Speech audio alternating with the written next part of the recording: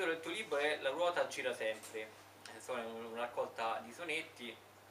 E perché la ruota gira sempre? Spiegaci un po' la tua filosofia, quello che sta dietro questo libro, dentro anzi direi, questo libro.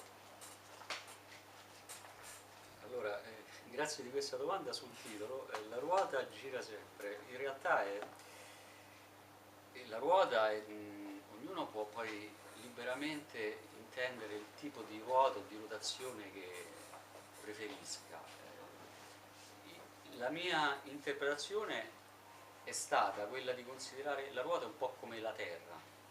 Quindi se noi al posto della parola la ruota gira sempre, consideriamo la Terra gira sempre, già abbiamo, cioè cerco di esprimere quella che è stata un pochino la mia idea di questo titolo. E per fare un esempio, se noi andiamo all'epoca in cui c'era la filosofia tolemaica, la Terra non girava sempre, quindi la ruota era ferma e noi eravamo il centro dell'universo.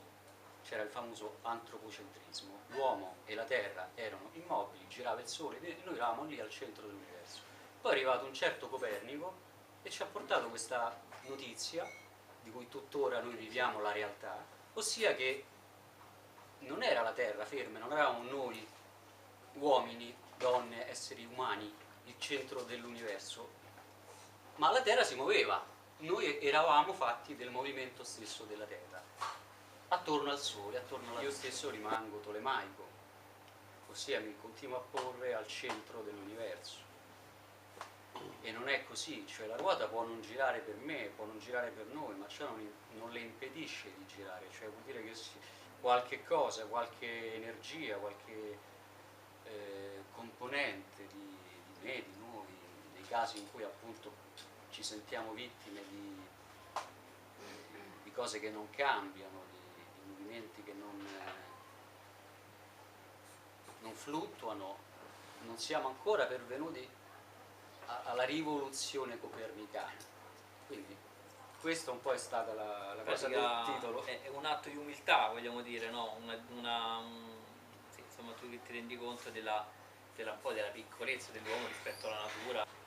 Tanta fatica nell'incominciare le cose cui bisogna metter mano è il maggior peso d'ogni quotidiano e sogno che si deve risvegliare.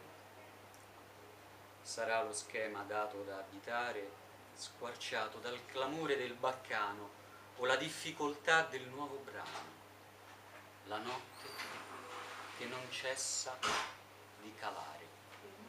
Sarà l'eco di quella prima volta in cui s'aprì lo sguardo lacrimoso, uscendo dalla madre nel suo mondo, soltanto la frazione di un secondo, ed il respiro che si fa affannoso fra senso di piacere e di rivolta.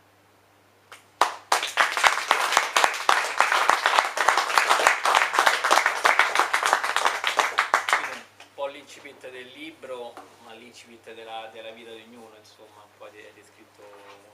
E da quanto tempo scrivi sonetti? So, più una curiosità. Sonetti da un 5-6 anni. Grazie, come è precisato nelle dediche finali del libro, a un caro amico qui presente, Francesco Dettori, che me lo ricordo, ecco, che ti ho fatto la domanda. Scrive anch'egli sonetti e che mi ha trasmesso e stimolato questa passione proprio per una forma precisa in cui poter racchiudere, come ho scritto io stesso, l'infinità del dire.